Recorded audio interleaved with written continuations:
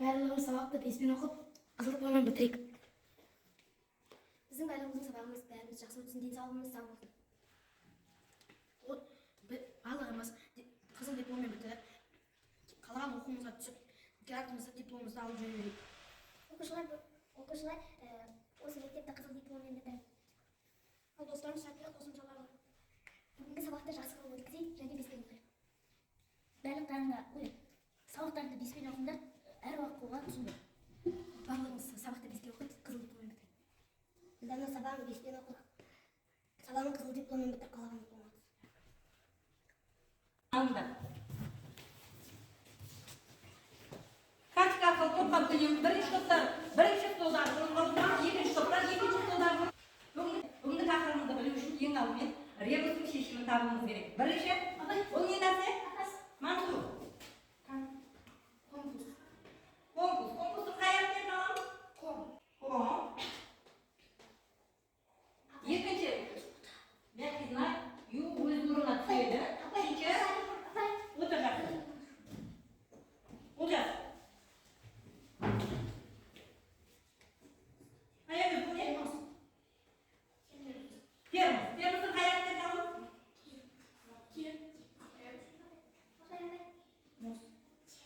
Mos'u geçiyoruz, hayattan alalım.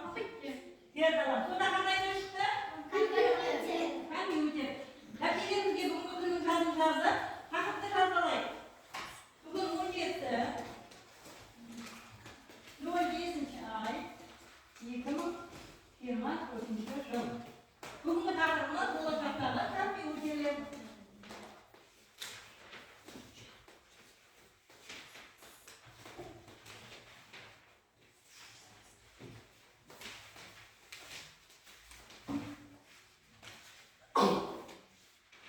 Bo'lajaqdagi kompyuterlar.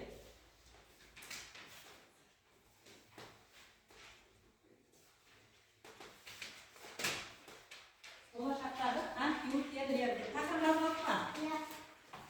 Yedi bugün. Bugünkü taqdirimiz bo'lajaqdagi kompyuterlar. Sabahımızın maqsadi kompyuterlar және мобильді қызметкерлердің технологиялардың ескіруі ғылымның техникалық ғылымның дамуына байланысты болғандықтан қазіргі заман технологиясы дамығандықтан біздің компьютерлеріміз және мобильді технологияларымыздың барлығы жоғары деңгейде дамып келе жатыр. Бүгінгі сабақтан үйренетініміз болашақтағы компьютерлердің даму тарихымен танысамыз және мобильді технологиялардың дамуын көреміз және сонымен бірге қазіргі жағдайда жоғары деңгейде дамып келе жатырған роботтарды бізде бұрыннан білеміз, сабақ өтіп жүргенде роботтар туралы мәлімет білеміз. Сол сияқты мәліметтерді толығымен алатын боламыз. Оқушылар енді қазір біреу таныстыңдар.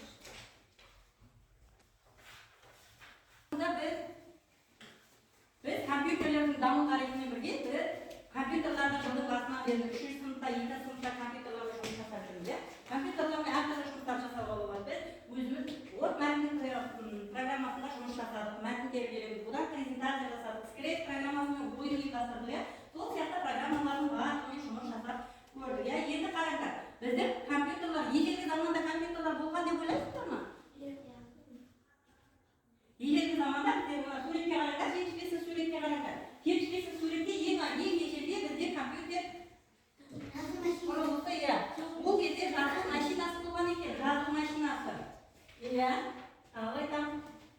Жазу машинасы туралы не? Жазу машинасында бір әріпті бүтін нүктені қате кетсең, қағазды алып басқа қағазға жазуға болады. Жарайсың, өте тамаша. Ол да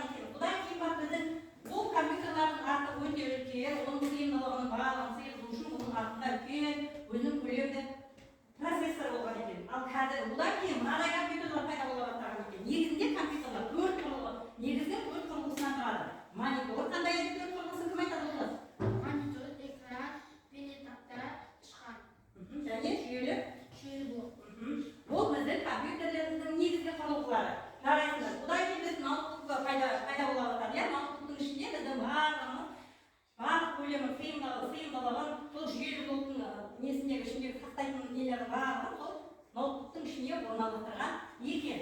Сол сияқты міне біздің компьютерларымыздың даму тарихы осындай. Одан кейін біздің қазіргі ұялы телефонды өте жоғары деңгейде пайдаланып жатырмыз, иә.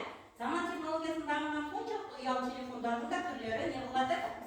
Жаңарып жатыр, дамып жатыр, жарайтындар. Мына ұялы телефондар қалай пайдаланды? Кім не түсінеді, суретке қарап кім айтып бере алады? Ал айтамын. Бұрынғы замандарда тастай телефондар Иә. пайда болған, ал қазіргі жаңа момындарды Иә, заман технологиясына байланысты қандай болыпты? Ұялы телефондар пайда болған. пайда болған заттарға екен. Ал жарайтын мағжан бар.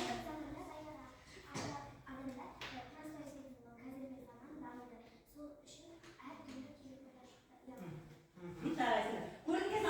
Біз қарапайым компьютерларымыздың даму тарихымен танысып өттік. Одан кейін ұялы телефондарда жыл өткен сайын заман технологиясы дамыған сайын біздің ұялы телефонымыздың көлемі де өзгерді, өзінің пішімі де өзгерді және олар біздер 3 сыныпта да өттік. Роботтың келіп шығуына кім себепші болған? Кім себепші болды? Айзек болса. Иә, ол қандай айзектер шығарған? Аягөз. Жарайсыңдар. Иә, сол аңғармелерден кейін біздің роботтар келіп шыға бастаған екен. Иә, бұл негізінде Айзек Азимовтың аңғармелері осы роботтардың келіп шығуына себепші болған екен. Оның ең алдымен Робби атты аңғарме шыққан екен 1939 жылы және 1941 жылы өтірікші адамның ойын оқитын өтірікші деген аңғармесі шыға бастаған екен. Енді бүгінгі тақырыбымызда осы технологияларымыздың даму тарихымен толық таныстық. Иә, енді қазір дәптермен жұмыс. Дәптерге мына жерде үш дедікке жазып алайық дейік. Болашақтағы компьютер будущего, физик компьютер деген. Болды. Мына кітабы мына жерде тұр. Әне кітапта жоқ па? Анадан қарап жазайық мен. Топтық жұмысымыз біздің бүгінгі тапсырмамыз қазір топтық тапсырмаларымыз. Енді қараңдар, бірінші топтан компьютер туралы толық мәлімет жазамыз. Біз және мен мына қағаз түрінде де жазамыз қорғау үшін. Және компьютерде 3 бетте тұратын слайд жасаймыз. Презентацияны жасап көрдік қой біздер, иә? PowerPoint-пен жұмыс жасап жүрміз, иә? Сол сияқты 3 бетте тұратын презентация жасаймыз да, оған компьютер жайлы мәлімет жазамыз. Және компьютерде қандай программалармен жұмыс жасадық осы жылы. Сол туралы мәлімет кіргізесіңдер. Жарай ма сендер? Бірінші топтар. Екінші топ мобильді қызметкерлер туралы. Мобильді қызметтің туры, кәдімгі ұялы телефонның қандай қызметтері бар қазіргі таңда. Және бізде әлеуметтік желі мен мессенджерлер бар еді. Бұлар туралы не білеміз? Солар туралы мәлімет жазасыңдар және қағазға түсіреміз және біз компьютермен 3 бетте тұратын слайд жасаймыз. Жарай ма? Қазір мен сендерге алдарына компьютер беремін.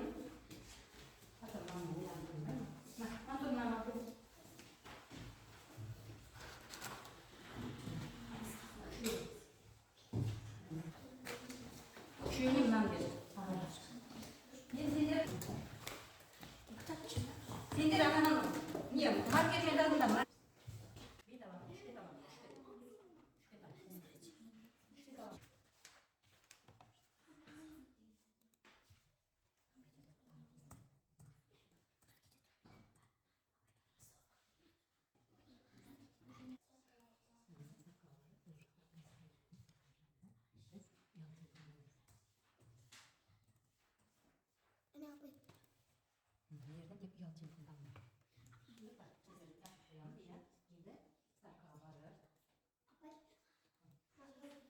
Ұялы телефонға жинайсыңдар. Әрбетте бір телефоннан жинайсыңдар да телефон туралы мәлімет кіргіземіз. Шöyle 3 tane telefon aldık, 3 tane kırmızı korkuyor, 3 bette 3 tane ne oldu? Ben çektim aslında çek ben değil. Röbüşü stoğa varamız, röbüşü stoğa. Buradan gibi olacaklar, kompüterler değil daha. Onun için de bir kompüter var bizden gibi olan. Şimdi bak, 3 bette 3 kompüter, senler 3 bette 3 tane telefonla karıştırayım. Sütüp, soğa bağlantılar ulaşacağım. Қазіргі таңда ұялы телефонмен қандай жұмыстарымыз атқарып жатыр ата-аналарым?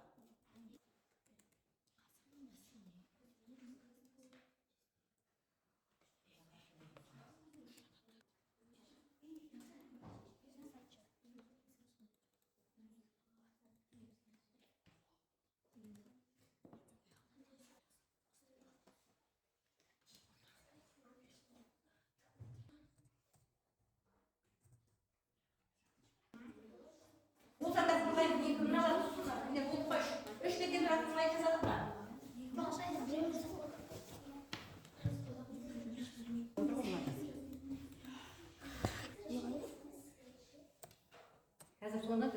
слайдық болып.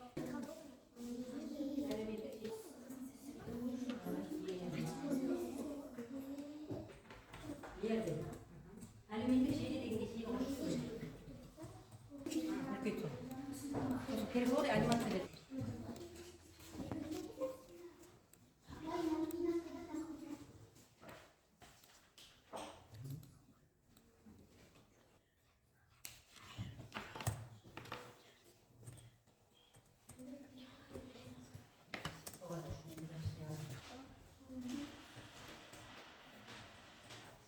Сурет үстіне басайық.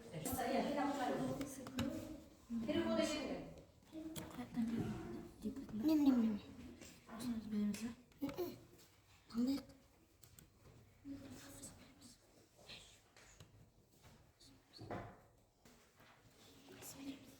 Сосын пока слайдқа барып, сначала деп барлығын көрсетіңдер.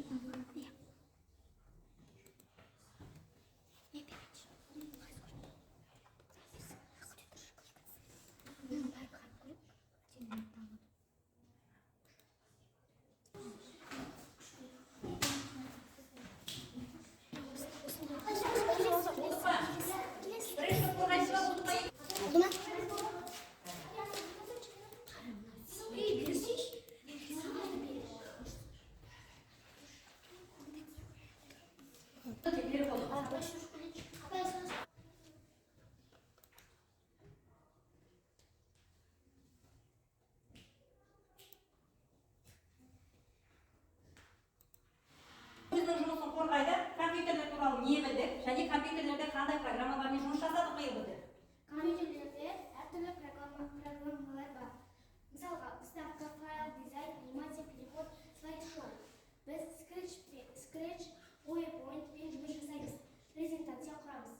Молодец. Word мәтіндік редакторда не қылдық? Word редакторда біз мәтін тереміз. Молодец. Жарайсыздар, өте тамаша. Scratch программасына қандай жұмыс жасадық? Кейіпкеріміздің атауы кім еді? Спрайт еді, жарайсыздар, өте тамаша. Бүгінгі нелер үшін сіздерді жарайсыздар, өте. Екінші топтың оқушылары мобильді қызметтер туралы не білеміз? Қазіргі заманда мобильді қызметтер туралы не білеміз? Және мобильді қызметте әлеуметтік желілер мен мессенджерлерді білетіндерге үшінші сыныпта өтті. Олар туралы не білеміз? Олар туралы толық мәлімет түсіндірсеңдер. Мобильді қызметтер туралы не білесіңдер? Біз басқа қаладағы адамдармен сөйлесе аламыз және туысқандарымызбен. Мобильді байланыста кездесетін әлеуметтік желі және мессенджерлер туралы не білесің? Instagram, Telegram, WhatsApp, YouTube. Әлеуметтік желілер және мессенджерлер болып бөлінді. Мессенджерлерге нелер кіретін еді? Instagram, Telegram мен WhatsApp'ты біз мессенджерлерге кіргіздік, ал әлеуметтік желілерге Instagram, Facebook, Twitter, олардың барлығы біздің әлеуметтік желіге кіретін еді. Жарайсыңдар, өте тамаша. Слайдты да жасадыңдар. Бүгінгі жұмыстарыңды жақсы қорғадыңдар, жарайсыңдар. Тапсырмамыз болды. Ендігі тапсырмамыз біздің жеке тапсырма. Жеке тапсырмада бізге берілетін тапсырма роботтар туралы мәлімет жинаймыз. Біз роботты 3-ші сыныптан бастап таныстық. Роботтар туралы не білеміз? Оның келіп шығуына кім себепші болып, сол сияқты ақпараттарды жинап, және 3 бетте тұратын слайдты жасаймыз. Біз презентациямен жұмыс жасадық алдыңғы тақырыпта. Сол сияқты біз презентациямызда роботтар туралы мәлімет жинаймыз. Бұл барлығы жеке жұмыс, бұл әркім өз бетімен білген презентациясын жасайды. Отырамыз бақтырады, неге компьютерға. 3 бетте тұратын PowerPoint программасында жұмыс жасаймыз. PowerPoint программасында жұмыс жасап жүрміз ғой, бұл сияқты біздің бүгінгі жеке жұмысымызда роботтар туралы мәлімет жинау керек. Және ол слайдымызға переходы, анимация өзіміз береміз.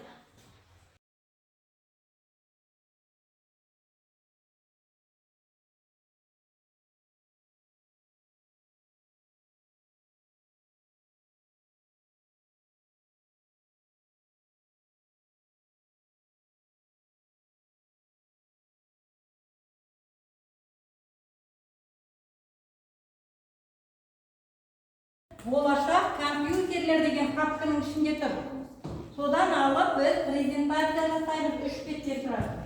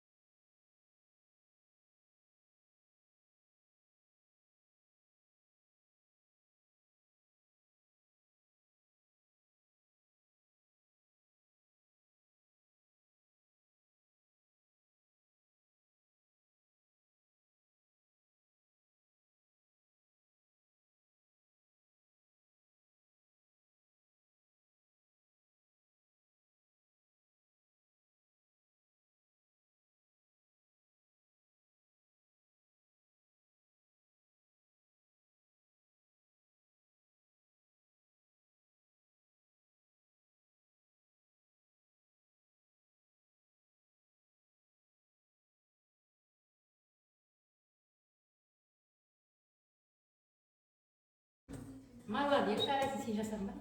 Сенікі де көрейін. Переходы. Және кім болды? Сначалаға келеміз, сначалаға барамыз. Иә, біздің слайд жасаған қыздарымыздың слайдын көрейік. Ага. Молодец, өте тамаша. Жарайсыңдар. Мына бала болып отыр. Кім? Слайдшауға барамыз. Кім? Слайдшау. Кітті айтып жатыр қазір. Береміз әрбетке жеке-жеке. Мен өзім жаман деймін. Сначала. Ага, жарайсың. Өте тамаша болды. Ага, жарайсың.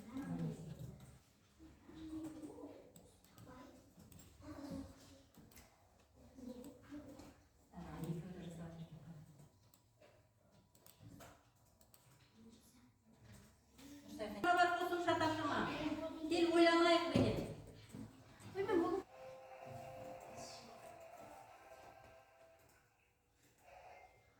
Дайындаламыз, қол көтереміз. Бұл компьютердің негізгі құрылғысы ма? Қосымша құрылғысы ма? Негізгі құрылғысы. Қарайық. Иә, өте тамаша. Қарайсың.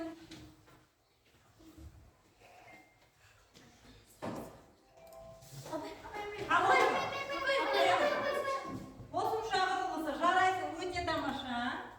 Қарайсың, дұрыс екен? Иә, дұрыс екен.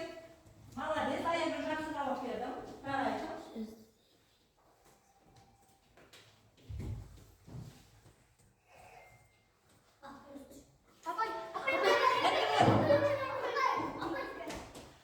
Қандай құрылғысы тұрдыңыз? Негізгі құрылғысы. Дұрыс екен, қазір қарайсың. Иә, жарайсың, өте тамаша. Дұрыс екен.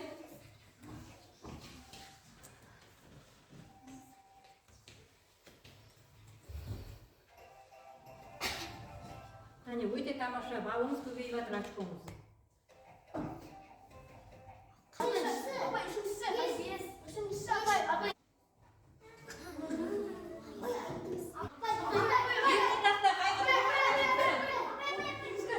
Негізгі құрылғысы. Жарайсың, өте тамаша. Қазір қарайық, дұрыс екен, қате ме екен? Жарайсың, өте тамаша. Сұраққа дұрыс жауап бергенің үшін.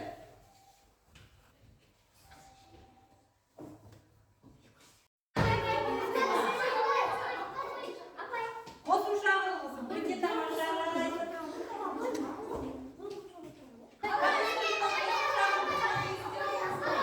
Қосымша. Қосымша құрылғысы. Жарайсың, өте тамаша. Қазір қарайық. Қосымша құрылғы ма не? Қосымша. Жарайсың, өте тамаша. Қазір қарайық. Дұрыс екен. Дұрыс жауап бердің.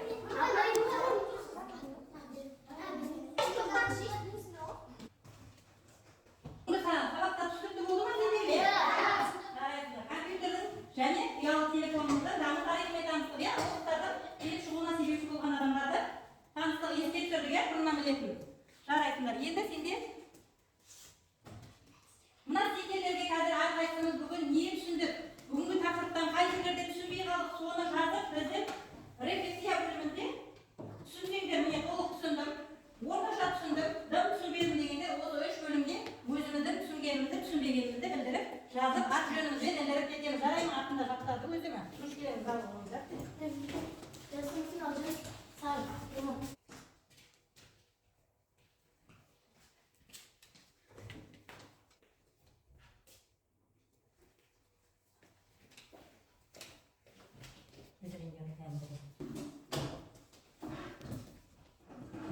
Бүгінгі сабақтан нені түсіндік, нені түсінбедік, солардың барлығын жаздық. Түсінікті болды ма? Түсінбесеңдер түсінбедім деп айтыңдар. Сұрақтар жарай ма? Бәрін түсіндік па? Жарайсыңдар. Түсіндік па бұл тақырыпқа?